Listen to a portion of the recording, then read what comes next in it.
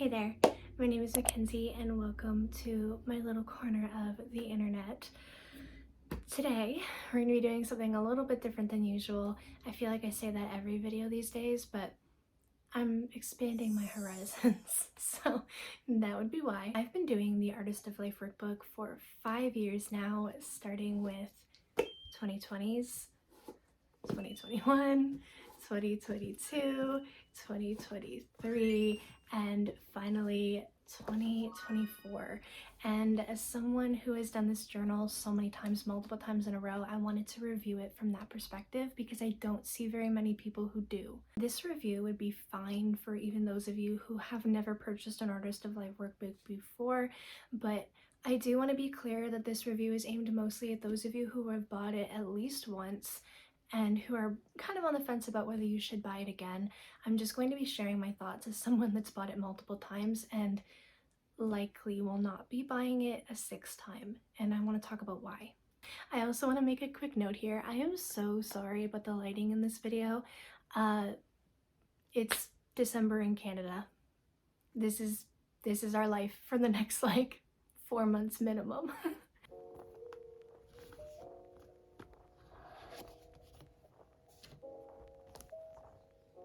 A quick recap for those of you who have bought this book at least once before, or those of you who have, especially those of you who have never bought this book previously and you're just watching this out of curiosity. The Artist of Life Workbook can be split into two different sections. The first half of the journal is mostly journaling. It's helping you to find out what your path in life is and what your goals are, and to help you really navigate who you are as a person and why those goals are significant to you, and also what's been holding you back from accomplishing them up to this point, or what could hold you back, and how you're going to tackle those obstacles when you get to them. It starts off by looking back at the year that was. It then introduces you to the new year, where you talk about your theme for 2024 and answer journaling questions in relation to why that is going to be your theme and how you're going to embody that, and etc, etc. It then dives into a self-love section where there's a lot of self-discovery, answering questions about who you are as a person, what your values are, really finding out what matters to you. This is especially aimed at people who feel very lost in life, who don't really know who they are, what they want, and feel like they don't necessarily have a purpose. And it helps you to kind of find what that is through questions about who you are and what you like, what you're passionate about, and how you want the world to be. It's not just about you, it's about your vision for the future, for those around you, and the world as a whole. It then dives into your 2024 goals and what you want to do with your life this year and beyond. It breaks it down into parts, so things like career goals, specifically your money goals, specifically your relationship goals, specifically, etc. And then finally, it's your final main goals for 2024 and how you're going to accomplish those. The second half of the book is more about planning and organizing.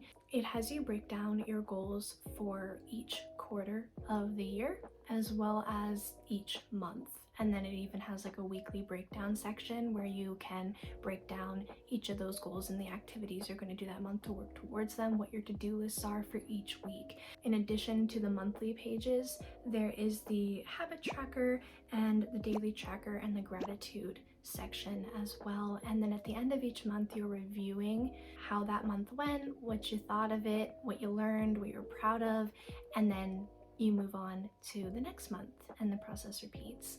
At the half year point and at the end of the year, you review the past year, you review the past 6 months, and you kind of reevaluate, make sure that you're still on track with what your goals are, that you're still in line with what you planned at the beginning of the year.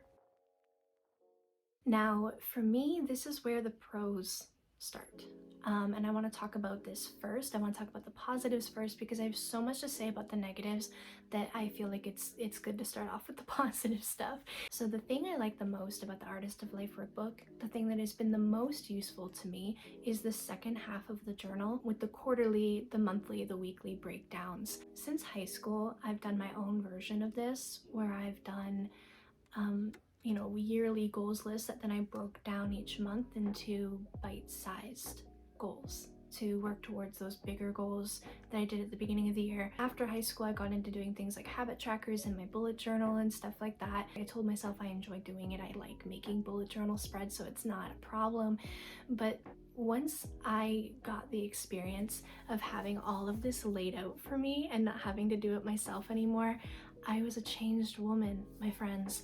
I've never wanted to go back to making habit trackers myself again. It's so funny to look back on 2022's pages as I'm doing this, because although a lot of it is essentially the same, it's interesting that for this one, what worked in 2022, I talked about how I made a lot of videos, especially in the first quarter, and I gained 2 subs this year. I didn't realize how little I gained in 2022. It's one thing to think like, oh, I started off the year with, I think it was like 8 subscribers, and I finished the year with 50. Like, that is a huge jump, but it wasn't until this moment that it really sunk in, like how many more people have subscribed this year and how big of a deal that is. Can you tell that I really appreciated Tears of the Kingdom? Like, it's everywhere.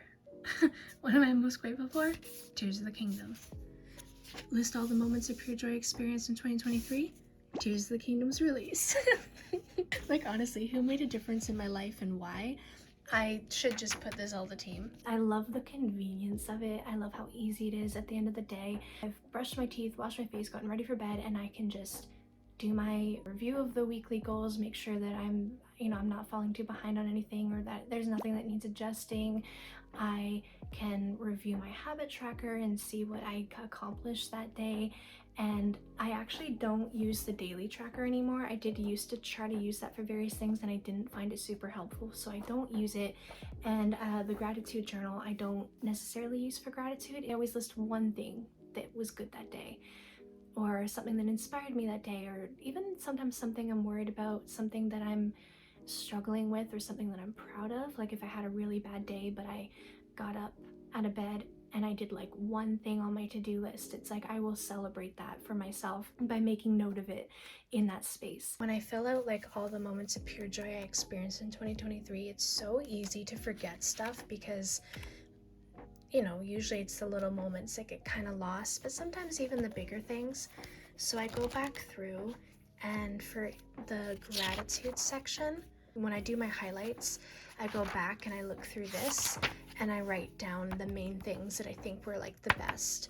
As you can see, I don't normally fill this out, but then when it comes to doing this section in the new year, I always look back at these because there's a lot of things that I find in here that like are there moments I forgot. They're things that I think are worth writing down here. I just went to like each month and just read through these and then kind of compiled a list, moments of pure joy and things that I just generally really appreciated and loved, just great experiences for 2023. It's just all collected in a convenient, aesthetically pleasing book, and it just makes it so easy to use and keep track of things. And I look forward to updating it every month, like sitting down and planning out my month and being able to do everything in one go. I don't have all of that time being spent building the spread and like making everything look aesthetically pleasing. Like having that entirely off my shoulders was just a much bigger relief than I thought it was going to be. I actually didn't realize how much like mental energy that doing that every month took from me when I had a bullet journal until I didn't have it anymore, and this replaced it, and I realized how much easier it is and how much less exhausting organizing everything and planning at the beginning of the month becomes when there's just less on my plate to have to do and create as a part of that process. As for the first half of the book, it is so great for self-discovery. It helps you really narrow down what matters most to you and how you can incorporate that into your dream life, into a sense of purpose and belonging, and helps you to take those big dreams and big ideas that you kind of almost feel like you don't even know where to begin. It helps you find that starting place and to develop every step after that until you reach that goal, and then developing new ones if you come to that point. And that brings me to my first main issue, my largest issue with the Artist of Life Workbook, is that every year after the first one, answering all these journal questions becomes a drag and completely redundant. So we're at the self-love section. I filled out the About Me page, and it's almost identical pretty much to this page, except it's just much more detailed and I actually fully filled this out. And then when I went to the mindset refresh, first of all, I've improved so much over the last year, like almost everything except for the first one. And I almost put 6, so it would have been the same. But everything from here down has moved up one, so I guess I've improved this year, which is good.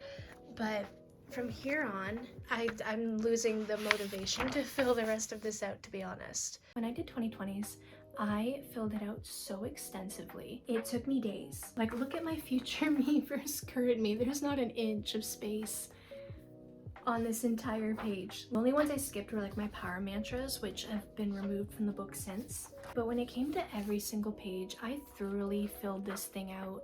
I answered every question as seriously as I could. I put as much thought into everything as I could. Like, I really filled these pages, man. Like, sometimes I was having to write outside of the boxes because I was filling them so much. And I really took this process seriously and really made sure I did it very thoroughly, especially because this book was like $50 and I wanted to get my money's worth, dude. When it came to 2021's, I remember kind of opening it up and feeling immediately exhausted by the idea of doing this all over again. I filled out sections of it. There were some pages like the fear, eliminating excuses, comparisons, like that sort of section of the book. I didn't fill it again. In fact, I don't think I've filled those out any year since the first one because I don't feel the need to. A lot of what I wrote in 2021, I just quite literally copied from the first time I did it because the answers were quite literally identical. They were exactly the same. I was the same person with the same goals and the same ambitions and the same dreams and the same core values, interests, and hobbies as I was in 2020, which meant answering all of this all over again in 2021 was just pointless. And I didn't feel the need to do it, but I did it because I paid even more for the second book, and it really felt like I needed to make use of that. And I thought that for documentary purposes of my life, that I should fill this out. But the answers were identical. They were exactly the same. When it came to the 2022 edition, however, I decided that I wasn't gonna fill it out pretty much at all. I filled out the review for the previous year. I filled out the current me versus future me section, which I didn't the previous year, but I did fill it out, and it was basically identical to 2020's. I didn't even fill out the bucket list. I didn't even do that. I just pretty much did the bare bones of reviewing the previous year, filling out the current me versus future me, and filling out the page for my main goals for 2022. I didn't do anything else with the first half of the book. I just jumped straight into the Q1 theme and went from there. When it came to 2021's, it was one thing because, to be fair, 2020 was a shit year for most people. A lot of people didn't accomplish anything, and so I think a part of me thought that having basically the same goals and the same everything for 2021 made sense because not much got done in 2020 and it was sort of a wasted year in a sense.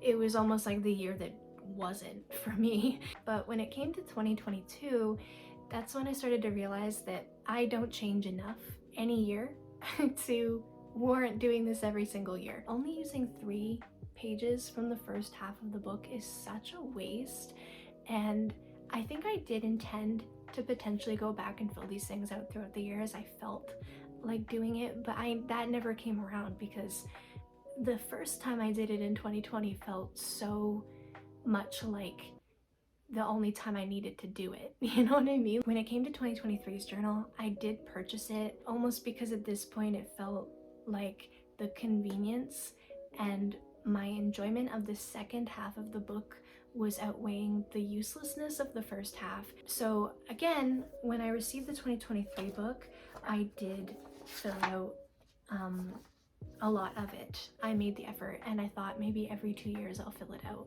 But it was doing the 2023's book that I realized the fact that even every 2 years I'm not changing enough. So I was really on the fence about purchasing this book a 5th time because this is now 3 times in a row that I've realized that the first half of the book is essentially useless to me after having done it the first time. And then I bought 2024's because I really like the second half of the book. Okay, with this one, when I was actually looking through the journal and going through it, I filled it all out from start to finish this time as well, comparing my 2024 book and my 2020 answers, that they're essentially the same, just worded a little bit differently.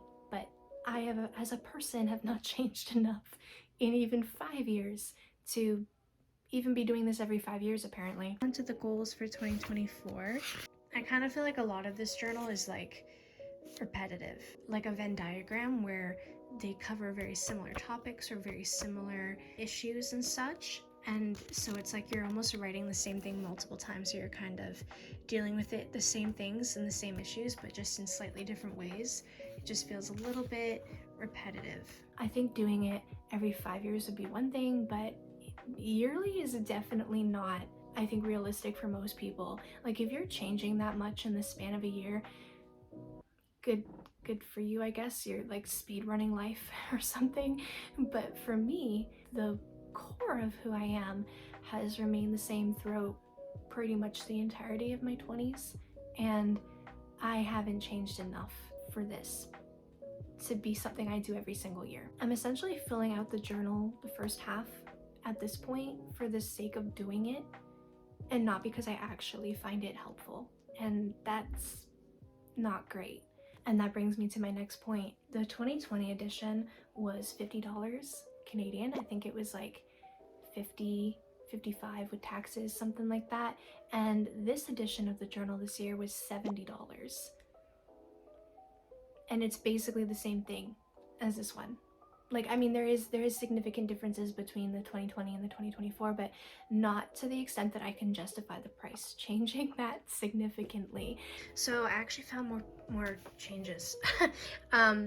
So for the creative and play section, they took the what makes me come alive and moved it to under creativity and play as what activities bring me joy. But it's basically the same thing.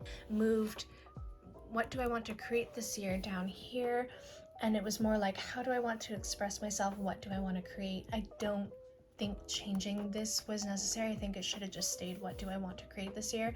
I think keeping it simple and not adding this extra bit, like, I think that was fine. Then what creative activities do I want to try this year is the same. And then when it comes to the spirituality page, I do think that this was a good change. Before, it was asking you what makes you come alive and what will you do to fill your soul. When will you do it? This is a little bit more specific. And this is like the only page I feel this year that had changes to it that kind of made sense and added to the book rather than just felt unnecessary. About the goals page, since that's probably the biggest change here, I didn't do this year at all for some weird reason, but for the 2024 main goals, they have you fill out not just your goals, and you can't do more than 5 apparently. I have like sections of like very specific goals for each area of my life, and it's definitely going to be more than 5. And then they have the why and the how. I won't be filling this out either. I don't feel the need to.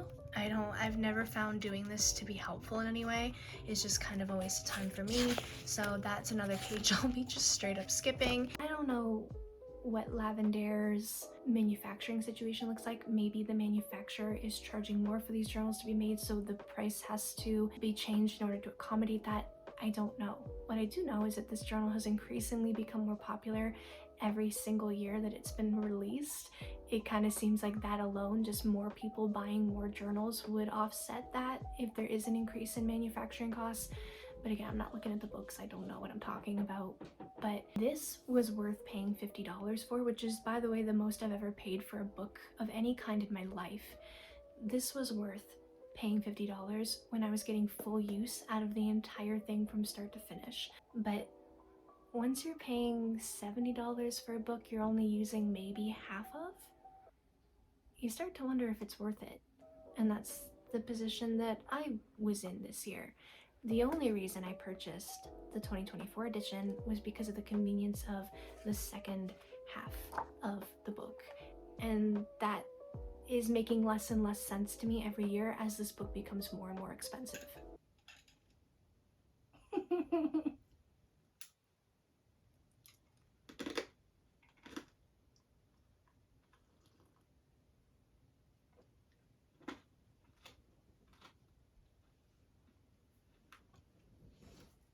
When people find out that I paid $70 for this journal, jaws drop because it doesn't seem like it's worth it. And I get it, that does sound like a lot of money to spend on a journal, but for what the Artist of Life Workbook is, the first time you do it, I think it really is worth that amount of money. I would feel guilty recommending this to somebody knowing they're not going to use that first half, which is where a lot of the worth of it comes from. Like when I paid $50 for the journal the first time, it felt like it made sense because I'm getting a lot out of it. It's both a self-discovery journaling experience as well as a goal book, as well as a monthly planner. It's kind of all of these things in one, so the price made sense. If I was buying the Artist of Life Workbook for the first time now at $70 and I was using it in full thoroughly as I did the 2020 edition, I would think that that was worth the money. But when I'm not using the whole book, it's not so much anymore, and therefore I wouldn't feel comfortable recommending it to people more than one time. And it is designed to be bought multiple times. It is encouraged that you purchase it next year. It is meant to be something you do every single year, to be almost a companion of sorts, a little continuous map that you have every year, and to document your progress as the years go on towards your goals and your dream life, etc. This book is very much designed to not be a one-off. It's designed to be a continuous thing you purchase. So that's where this problem comes in, is when it's not worth purchasing multiple times in a row. Now, I'm not just here to shit on this book. When you purchase an Artist of Life Workbook and you sign up for Lavendare's emails, one thing that they do every year is they send out a survey in the new year for people to kind of give their thoughts on the Artist of Life Workbook, what kind of colors they'd like to see for next year, etc., etc. And for the last year at least, I know last year I definitely did it when I received 2023's journal, what I sent into Lavendare that obviously wasn't implemented for 2024, but I would like to see in the future at some point maybe, is a simplified version of the Artist of Life Workbook. This version of the Artist of Life Workbook would include just the bare basics. It would include the year in review section, maybe a little bit simplified, the current me versus future me exercise, the goals for that new year, and also the theme of what you want that year to be. That second half of the Artist of Life Workbook as it currently is would stay entirely exactly the way that it is. This version of the journal would therefore obviously be half the price because it's half the content, but this would be much more manageable for me. Like financially, I would feel this is more justified, and I would purchase this version of the book immediately because it's everything I actually find useful in this journal and none of the extra fluff that I've only found useful the first time I did it. This way, people can choose which version they want to purchase. If they've purchased the book previously, this allows them to have an option of purchasing this book again and getting what they find helpful out of it without all the extra fluff as well, if they don't find that useful or necessary in the same way that I don't. But if they do find it useful and necessary, they can still purchase the original version of the Artist of Life Workbook that would still be available as it always is. I would purchase the hell out of that every year, and maybe every 5 years I would purchase the regular edition of the Artist of Life Workbook because I've been through enough over the last 5 years that I feel like my answers might have changed, or maybe I've accomplished several goals during that time period and I'm at a point where I need to reevaluate my goals in my life and where I'm headed and where I want to go. So I wish that that was an option, just a simplified version of the workbook for those that don't want all the deep self-discovery or the very specific breakdowns of goals. Like, I know a lot of people I've recommended this journal to who have immediately found that overwhelming. I'm someone that loves organization. I love planning. I feel most alive when I'm planning stuff. Not even the doing part, but the planning is like my jam. But I know a lot of people I've recommended this journal to who actually just immediately noped out once they saw how much you're breaking everything down, because they find that mentally or emotionally draining to do that, or they don't necessarily find it helpful. That said, I likely will not be purchasing 2025's, and I don't want to say definitely, because if I do end up purchasing it, I promise you it will be solely because of the second half of this book. That the convenience of it alone is worth it, but this was very much a last minute decision to buy the Artist of Life Workbook for this year because of everything I've stated already. So I'm probably less likely to buy it next year. But with that said, I do want to offer a solution for those of you who are wondering what you should do, because I really do think, and I know this isn't like, Lavender is probably not gonna love this because I'm basically encouraging people to not buy their product, but because this book essentially is exactly the same any year, I swear to God, it's like this could be a template for every year after this, for your own journals. I will probably just be taking a cheap, empty journal. Lord knows I have a lot of them. And I will probably just be using the 2024 edition as a guide. I'll probably sit down like just before New Year's or something and do like 6 months worth of pages and have them like just very basic, very simple. That's kind of off my shoulder for 6 months, and then come June, I'll do it again for the next 6 months. And I feel like that is doable, like to do a very simplified version myself, and also a lot cheaper. Will I miss using the Artist of Life Workbook? Absolutely, probably, but I don't think at the price it's worth it anymore, and unless she starts offering a simplified version, and then I'm on that so fast. I do just want to get ahead of this before people hit up the comment section. I know that there's a digital version that you can purchase instead, but I can't stand binders or anything with rings, and if I have to print it out and paste it into a book, it's the same as if I just written it out. You know what I mean? It's still more expensive than me just writing it out myself. I also don't want to use the digital version on my phone or on a tablet or my computer because I can't stand doing that. And a huge goal I have for this year is actually to be on my phone less. So if I have to access my Artist of Life workbook through a digital copy of it on my phone or wherever, that doesn't work for me either. And so I don't think the digital version is necessarily a solution. In conclusion, I recommend the Artist of Life Workbook to those of you who have never used this book before, okay? Especially if you're feeling lost in life, especially if you're struggling, especially if you don't really feel like you have a purpose, especially if you have these big dreams and these big goals and you just don't quite know how to get to that place. I recommend this wholeheartedly, thoroughly, 110%. If you're someone who's already purchased the book once before and you're like, should I not? Go through it. Go through the first section of the book. You can cover up your answers to do this, and then like answer it in your head and then uncover it and see if your answers are the same. Because if they are the same, you haven't changed enough in the last year to probably warrant doing it again. And that might be your answer. If you look at the price of that book and you don't think it's worth it, if you don't really care to fill out that first half, maybe don't. But if you are someone that finds that your answers have changed enough, or you just for some reason really like answering the same thing multiple times, have at her. Like, I'm not telling you what to do. I also wasn't happy with the colors this year. I just want to like throw that out there. I don't really mind the green. I guess it's okay, but I do kind of wish it was more of a warm toned green. My camera might be picking it up as more warm toned sometimes, but it is like, it's a cold green color, and I don't like that as much with the gold tone as I would if it was a warmer green. Like, it looked in the product photos looked like a very warm green, and that was very pretty, but what it actually looks like in person isn't quite the same. But the other option was the same purple color as 2020's, and I didn't like the idea of having two purple ones. I'd rather have a different color, so I went with this one. That's just like a side note. This is a side complaint. If the book was fully useful to me, I wouldn't care what color it is. And that is it for my Artist of Life workbook review. I hope that this doesn't come across as too negative. I'm disappointed that this is the review that I have, because I would like to be able to say that this book is extremely helpful every year, that it's 110% worth the price every year, year after year.